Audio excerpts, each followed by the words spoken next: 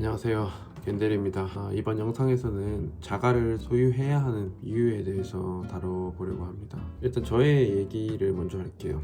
일단 저 같은 경우에는 2020년 3월이죠. 2020년 3월에 집 사는 거를 이제 고민하기 시작합니다. 지금 와이프와 그때 당시 연애를 할 때 그 2년 뒤에 결혼을 해야겠다라는 좀 막연한 생각이 있었어요. 그랬는데 그때 당시에 제가 수중에 있던 돈으로 살 수 있는 집이 많지 않았습니다. 많지 않았고 그때 사실 주식을 샀으면 코로나 시기 이후에 거의 폭등했기 때문에 괜찮았을 텐데 주식은 사진 않았고, 어쨌든 제가 가용할 수 있는 범위 내에서 살 수 있는 집을 알아보기 시작했어요. 그래서 봤던 게 일기 신도시 중에 하나인 곳에서 당연히 엄청난 비싼 분당, 평촌 아닙니다. 여러분이 생각하시는 그 세 개 중에 한 곳인데, 아무튼 13평짜리 아파트를 갭으로 샀고, 결과적으로 1년도 안 돼서 매도를 했기 때문에 그 세금을 거의 한 40몇 % 때려 맞고 한 75% 수익률을 달성했었어요. 근데 수익률이 중요한 건 아니고, 그때 당시에 저는 이제 2년 뒤에 결혼해서 살 집을 찾고 있었기 때문에 1년 만에 판다고 생각을 안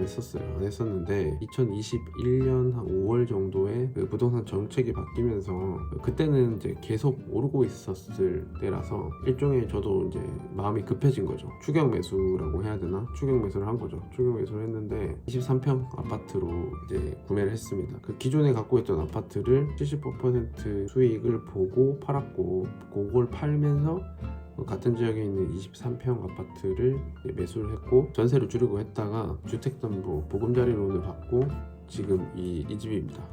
여기서 지금 살고 있습니다. 결과적으로는 지금 생각해보면 좀 비싸게 산 감이 있긴 하지만, 그래도 저와 와이프, 그때 당시 저 혼자였죠. 월급으로 충분히 커버가 될 수 있다고 생각을 했고, 금리도 굉장히 낮았기 때문에 일단 집을 사서 지금 이렇게 이곳에서 아주 잘 살고 있습니다. 여기까지가 일단 저의 얘기고요. 자가를 소유해야 되는 이유에 대해서 크게 5가지 정도로 볼 수 있을 것 같아요. 워낙 유튜브에서 몇십억, 몇백억 자산가 그런 얘기들 많은데, 솔직히 그런 거 저는 이제 공부 차원에서 이제 보는 거고, 현실적으로 자가를 얻었을 때 저같이 진짜 완전 노베이스에서 부모님 도움 받지 않고 저 혼자 월급만으로 23평짜리 아파트를 지금 소유하고 있는데, 실질적으로 이렇게 거주를 하면서 자가를 소유해야 하는 이유에 대해서 설명을 하려고 합니다. 첫 번째로, 집은 장기적으로 대부분 가치가 상승하는 경향이 있어요. 지금이야 주춤이 아니죠. 지금 거의 집값이 엄청 폭락을 하고 있는데, 장기적으로 보면 집값은 대부분 가치가 상승을 합니다. 그 과정에서 물론 엄청난 폭락이 있었을 때도 있죠. 하지만 저는 미친 듯한 폭락은 오지 않을 거라고 생각을 해요. 주택 가격이 미친 듯한 폭락이 오면 거의 나라가 망하는 수준까지는 가야 된다고 생각을 하거든요. 그렇기 때문에 일단 자가를 하나를 소유한다는 것 자체가 장기적인 투자 포지션을 갖고 있는 거라고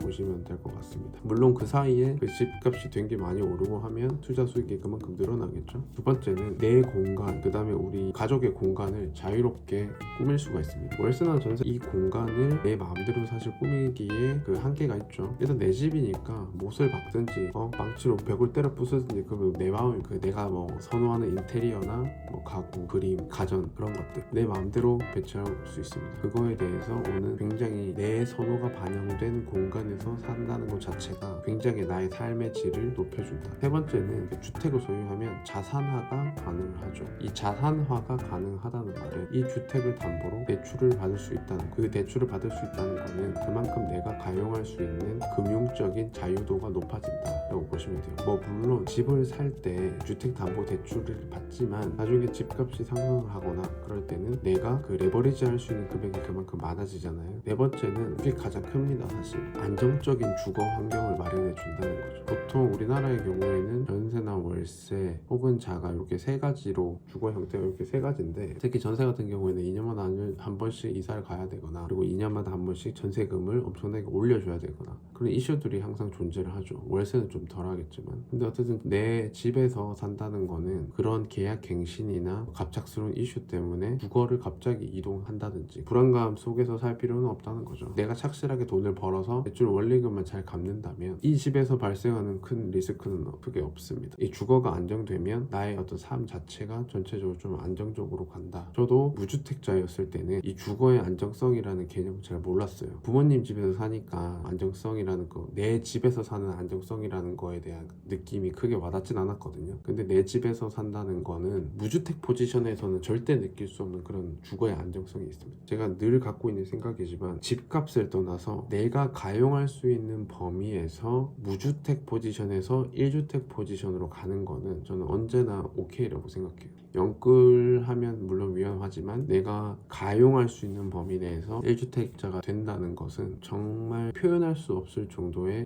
만족감과 안정감을 줄 수 있다. 그리고 그게 삶의 질을 굉장히 올린다는 거 여러분께서 꼭 느껴보셨으면 좋겠습니다. 마지막으로는 개인적인 만족감을 느낄 수 있습니다. 그러니까 내가 노력하고 내 노력에 따른 투자가 보상받는, 물론 결과가 좋았을 때 그 느낌을 받을 수 있고, 이 공간에서 내 가족, 그 다음에 내가 사랑하는 사람들과 함께 지내면서 굉장히 많은 추억을 만들어 갈 수 있잖아요. 왜 우리가 살면서 어떤 집에 굉장히 가족들과 오순도순 같이 오래 살면 왠지 그 집을 떠날 때는 정말 마음이 아프고 그 집에서 있었던 좋은 추억들이 막 생각나고 그렇잖아요. 그런 것처럼 이 집을 통해서 개인적인 만족감을 굉장히 많이 느낄 수가 있습니다. 이렇게 그 5가지 자가를 소유해야 하는 이유에 대해서 5가지 정도 얘기를 제가 직접 느낀 거를 5가지 정도 얘기를 해봤는데요. 저같이 일반적인 직장인들 같은 경우에는 부동산 엄청 투자를 하는 사람 아닌 이상은 결혼을 생각하고 있다거나 아니면 그냥 개인적인 꼭 혼자 산다 하더라도 1주택에서 느낄 수 있는, 다시 말해서 등기를 이제 치면서 비로소 내가 정말 느끼는 감정들,